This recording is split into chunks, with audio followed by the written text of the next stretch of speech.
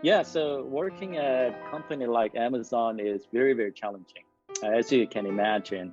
All of you, when you are at school, you have your own challenges, right? When you grow up and become an adult, there will be a whole new lot of challenges, right? And working at like one of the most successful, the biggest companies in the world is another level of challenges, right? Because we have 1.5 million employees. Can you believe that? 1.5 million employees working for Amazon. And there are a lot of smart people, lots of smart people. There are there are people who invented programming language. You might some of you might be interested in like computer technologies. There are a lot of people who invented those. Can you believe that? Those like extremely smart people. But one thing that I realize over and over is there are also human. They they might be very smart and they might be very eloquent because I see people from MIT. I see people from UC Berkeley. I see people from Stanford, Princeton, and all those people, right? But there are human beings, they make the same mistakes and they struggle in some way, some area or the other, right? And I have a different background and my language might not be as good as some other people, but I'm good at some other things. So it comes back to having a confidence. I don't know if you remember the picture. I intentionally put that picture because people look very different. Some people are bigger, some people are smaller, some people are taller, some people are shorter, some people have a different skin, some people have strong accent, some people may have a completely broken like language.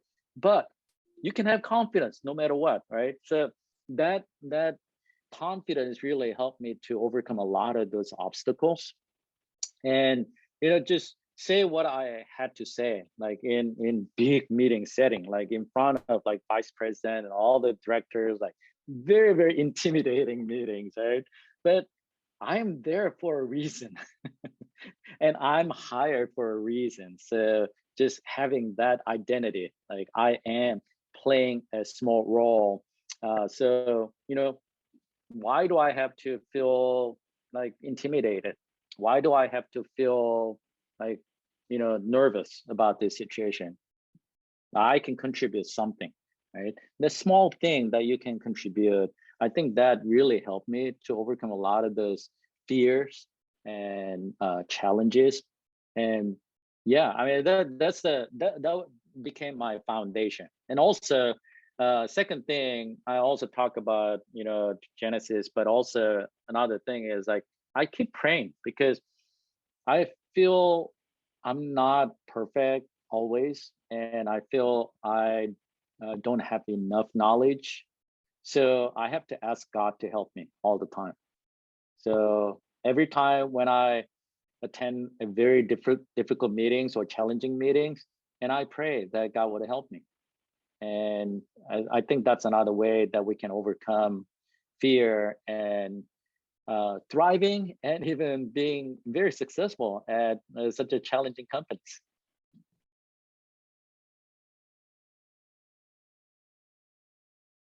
Yeah, that's a great question. And I interviewed thousands of people, hired a lot of people. So, yeah, very, very important skill. It's called a soft skill, right? Because a hard skill is about whether you know your area.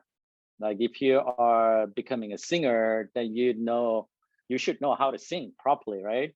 But that's a hard skill. If you if you become a like accountant, then you have to know how to, calculate things like on the left side and right side of this accounting sheet that you also probably learn how to do those, like how the compound interest rate works. And you have to have that hard knowledge, right? Very specific knowledge. But this communication is more a soft skill. It's not something that you can learn from books easily. And this is not something that you can memorize. This is something that you have to practice. And also, practicing requires a lot of patience. And also you have to work with other people. That really helps you to do that. So having a better communication or excellent communicator is, number one, you know what you're talking about, right? You have to be very clear about your subject. And number two is, how do you deliver that knowledge to other people? How do you effectively deliver what you know, right? Like we did today, there are a lot of knowledges in this presentation, but how do you communicate to other people so they can understand? That's the second most important thing for excellent communicator, is you have to know what to say in depth very well. Second, you have to learn how to deliver that content really well. I mean, those, as long as you remember these two things, I think you will become, and you will be better at becoming an excellent communicator. And also, just one more thing, so that's more of a verbal communication, also written communication. This is also very important. Like when you write a resume, when you write a paper, like schoolwork, you write a lot. So critical thinking is very, very important. So can you really understand the whole thing, right? This is what you're trying to say in written words, and you have to start strong with a good introduction, because this is about storytelling, right? You have to have a very good, strong start, and then you have to divide what you want to say into sections, right? And then you have to have a good conclusion, very strong, like ending. It's like you're telling a story. So strong start, strong ending, and then you break your content into multiple sections. That will help you to be an excellent writing communicator.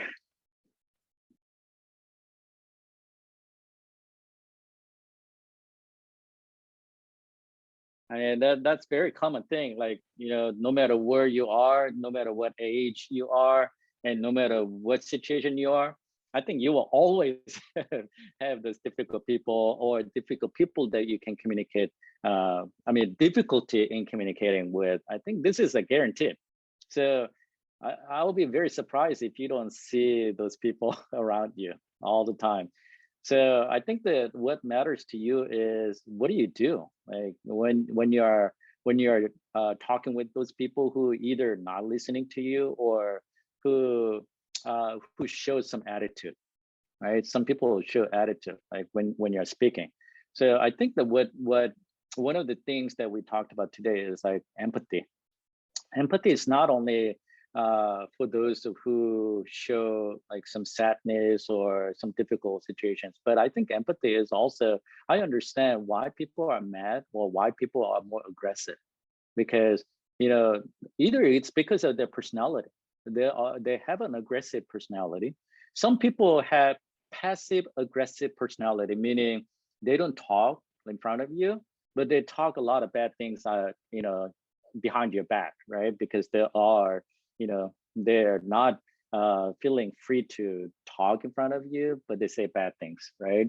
So, but you have to understand that they are who they are, and showing empathy. Like, I understand, and don't get affected by them, first of all, because that's who they are.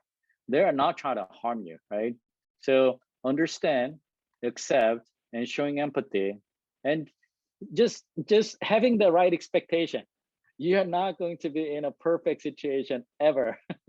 You will always have those difficult people. Having that expectation will help you. You feel better. Like, oh, well, I know there will be some difficult people, right? And then just like, don't take it personally. That's also a very important thing. It's not personal. Prioritization is number one thing. I have to drop certain things, and I cannot handle everything. I think that's number one tip everyone has to understand. Like, time management is all about prioritization, because as you expand your responsibility, you have a lot of things to do. You can be really busy, but don't be busy minded. Busy mindedness is different than being busy. You can be very busy, but you can be very happy, right? I do a lot of things like all day long, 24/7. I'm a very busy person, but I'm not busy minded. I always like take a break anytime. And that's another thing. absolutely prioritize things, and I have a list of things to do. So these are the things I have to do. Absolutely, everything else I may drop it. It's important, but I have to drop it, right? But I cannot drop these things. So that's number one. And number two is take breaks all the time.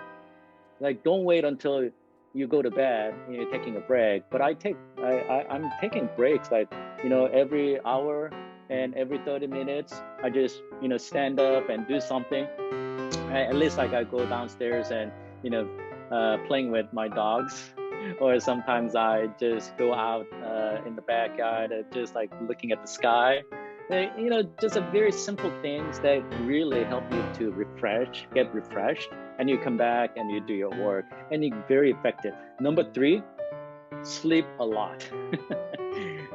Don't forget to sleep enough, because you might feel like, oh, I have too many things, so I don't have time to sleep. But you have to sleep enough, because you will be super productive, and you can take care of things so fast with short amount of time if you sleep really well. So eat well, sleep well, prioritize things, taking a break all the time. I think that really helps you to do the time management really well.